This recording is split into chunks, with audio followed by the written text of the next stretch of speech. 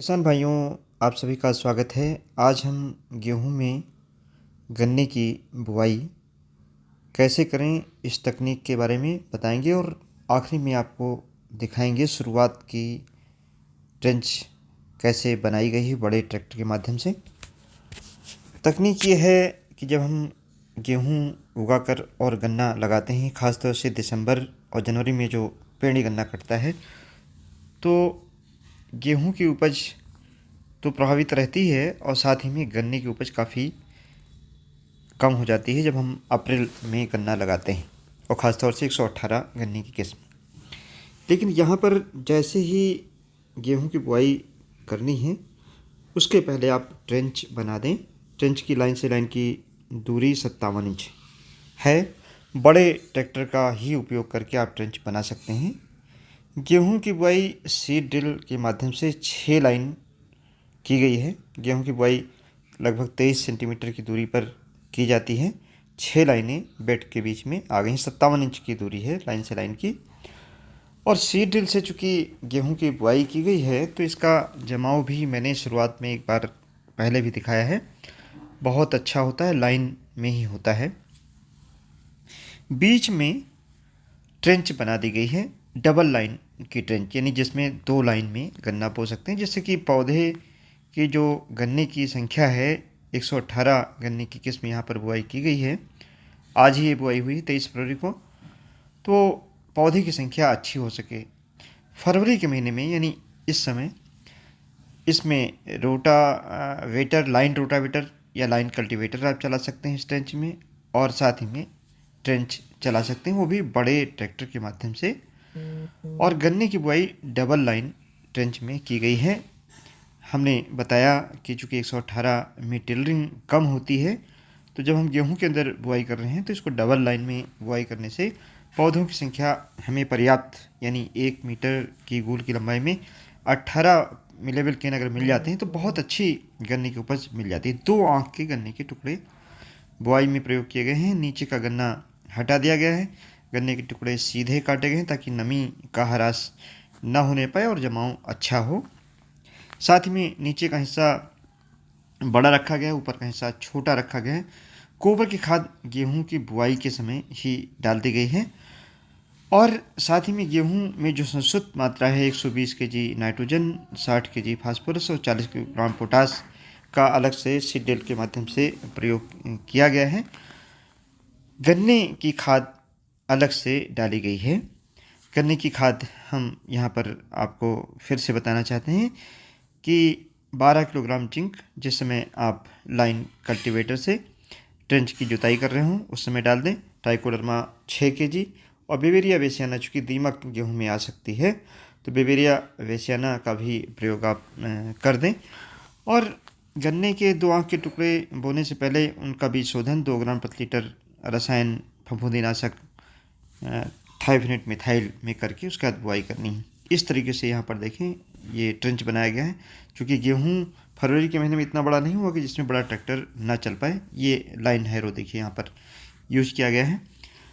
और गन्ना बोने में जो खाद प्रयोग की गई है, 1 एकड़ में 70 किलोग्राम DAP, 30 किलोग्राम यूरिया बुआई के समय और 40 किलोग्राम म्यूरेट ऑफ पोटाश का प्रयोग किया गया है। 1 एकड़ का ये हिसाब है। और इसके स्थान पर आप सिंगल सुपर फास्फेट अगर डालते हैं तो 200 किलोग्राम डाल सकते हैं, NPK डालते हैं तो 100 किलोग्राम प्रति एकड़ की दर से डाल सकते हैं। ध्यान रखें, खाद लाइन में पहले डालें और गन्ने का टुकड़ा बाद में डालें, और जिंक में DAP को कभी मिक्स ना होने दें, क्योंकि इसका फिक्सेशन हो जाता है। इस समय गन्ने के टुकड़े को केवल 2 अंगुल मिट्टी या 2 से 3 सेंटीमीटर मिट्टी से, अच्छी मिट्टी से ढक दें और दबा दें। गेहूं की खाद मैंने आपको शुरुआत में बताया अलग से डालना है, लेकिन जो गोबर की खाद आपने खेत में 40 कुंतल प्रति एकड़ की दर से अगर डाली हो तो गेहूं की खाद ही गन्ने के काम आती है। यहाँ पर खाद डालते हुए हमने दिखाया है किस तरीके से आप केवल लाइन में खाद डालें। खाद पहले डालें, गन्ने का टुकड़ा बाद में डालें, क्योंकि जड़ें नीचे निकलती हैं। ऊपर अगर खाद आप डालते हैं तो गन्ने की जड़ें और आँख खराब हो जाती हैं। इस तरीके से यहाँ पर आप देखें ट्रेंच, जब गन्ना शुरुआत में बोने का प्लान बनाया गया था उस समय इस तरीके से ट्रेंच बना दी गई थी और बीच की जो रो है देखिए ये समतल इससे किया जा रहा है और समतल करने के बाद सीड ड्रिल के माध्यम से इसकी बुआई हो गई है। इसका बेनिफिट है कि जो सॉयल प्रिपरेशन की कास्ट है 1 एकड़ में करीब 6-7 हज़ार रुपये आती है, उसकी आप सेविंग कर सकते हैं। गन्ने के लिए जो पलेवा करते हैं उस पानी की बचत कर सकते हैं। फरवरी में जो गन्ने में पानी लगाएंगे वही पानी गेहूं में लगाएंगे, वही गन्ने के काम भी आ जाएगा। 2 लाइनों के बीच में गेहूं लगा है इसलिए खरपतवार भी नहीं होगा। गन्ने की सही समय पर प्लांटिंग हो रही है फरवरी के महीने में, तो उपज अच्छी होगी। अगर यही हम प्लांटिंग गेहूं कटने के बाद अप्रैल के महीने में करते हैं तो गन्ने की उपज करीब 25 से 30% कम हो जाती है। और ये पश्चिमी उत्तर प्रदेश में काफ़ी गेहूं बोया जाता है और उसके बाद गन्ना बोया जाता है। गेहूं की उपज चूँकि हमने 30 सेंटीमीटर केवल जगह छोड़ी है, बाकी पूरे में गेहूं लगाया है, गेहूं की पूरी उपज मिलती है। और चूँकि बेड के ऊपर गेहूं लगाया है तो गेहूं में ज़्यादा पानी नहीं लगता है, हमेशा पल्वराइज्ड सॉइल रहती है, तो गेहूं के ग्रेन की क्वालिटी भी बेहतर होती है और उपज भी एकड़ में 30 कुंतल तक ली जा सकती है। गन्ने की उपज भी अधिक होगी और गेहूं की उपज भी अच्छी होगी।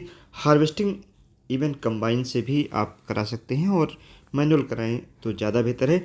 बड़े ट्रैक्टर से 2 लाइनों के बीच की जो दूरी है इसमें आप चला करके खरपतवार बाद में समाप्त कर सकते हैं। बहुत बड़ा फ़ायदा है कि चूँकि गेहूं लगा है इसमें कोई खरपतवार किसान भाइयों नहीं होगा। इसके अलावा गेहूं के अलावा आप चना लगा सकते हैं, वो भी फसल छोटी होती है। मसूर लगा सकते हैं, पाकला लगा सकते हैं, मेथी लगा सकते हैं।